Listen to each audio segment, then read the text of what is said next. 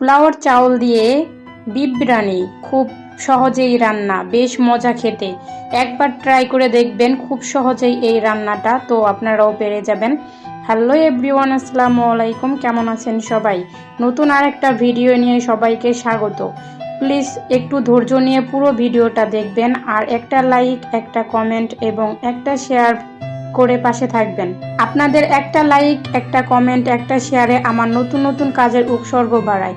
তো আজকে যেহেতু বিরিয়ানি রান্না করব, তো পুরো ভিডিওটা অবশ্যই দেখবেন, কারণ হচ্ছে খুব সহজেই যেভাবে বিফ বিরিয়ানিটা রান্না করতে পারেন। তো চলুন শুরু করা যাক। প্রথমে আমি মিক্সিং জারে তো কাঁচা লঙ্কা, বাদাম, 2 রকমের কিশমিশ, তারপরে হচ্ছে আদা রসুন সবকিছু একসাথে নিয়ে পেস্ট করে নিয়েছি।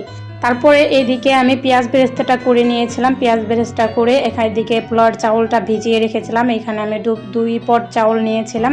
তো আপনারা চাইলে আরও বেশি নিতে পারেন। আমরা যেহেতু 2 জন মানুষ, সেই জন্য 2 পট চাউলই আমাদের যথেষ্ট। ব্লেন্ডারে যেই পেস্টটা করে রেখেছিলাম, তো একটা ফ্রাই প্যান নিয়ে বা কড়াই নিয়ে, যেটাকে বলেন, তো সেইটাতে আমি প্রথমে সেইটা ঢেল দিয়ে দিলাম। তারপরে হচ্ছে আমার কাছে যেহেতু টক দই ছিল না সেই দিন, তারপরে এদিকে দুধ দিয়ে টক দই বানিয়ে নিয়েছিলাম, সেই টক দইটা দিয়ে দিলাম। তারপরে বেশ পরিমাণ কিছু হচ্ছে লাল মরিচ, কাশ্মীরি লাল মরিচ যেটা বলে, সেটা দিয়েছিলাম যাতে একটু ঝাল কম হয়, হালকা একটু কালার আসে। তো যেহেতু আমরা ঝালও খেতে পছন্দ করি, তো 2টাই মিক্স করে দিয়েছিলাম। তারপরে এখানে পেঁয়াজ বেরেস্তা, তারপরে এমনি দারচিনি, এলাচ, লবঙ্গ সব কিছু দিয়ে দিলাম। আর এখানে প্যাকেটের বিরিয়ানি মশলাটা আমি অ্যাড করেছিলাম। আপনারা চাইলে হচ্ছে বাটা পেস্ট সেটাও দিতে পারেন। এখানে যেই তেলে পেঁয়াজ বেরেস্তাটা ভেজেছিলাম, সেই তেলটা আমি এখানে অ্যাড করে দিয়েছি। তো আপনারা চাইলে আরও তেলের পরিমাণটা বেশি দিতে পারেন। আমি যতটুকু লেগেছে ততটুকুই দিয়েছি। তারপরে স্বাদ মতো লবণটা দিয়ে এখানে ম্যারিনেট করে সুন্দর করে ঢেকে রেখে দিয়েছিলাম রেস্টে।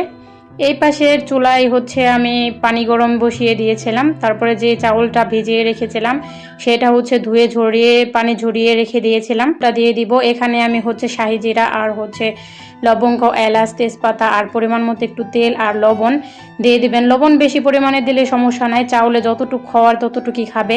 চাউলটা সেদ্ধ করে নিলাম। তো এদিকে তো দেখেন আমার ম্যারিনেশনটা কত সুন্দর করে হয়েছে মাংসটা। তো আপনারা চাইলে এই দিকে একটু রান্না করেও নিতে পারেন, মানে কষিয়ে নিতে পারেন। আমি কষিয়ে নিয়ে নেই, আমি একসাথে এইভাবে বসিয়ে দিব দমে।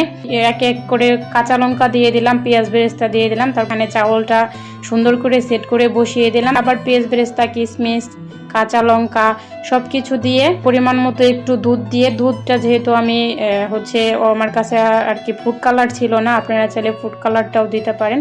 আর দুধটার মধ্যে হচ্ছে আমি সব কিছু দিয়ে অ্যাড করে রেখেছিলাম গোলাপ জল, কেওড়া জল।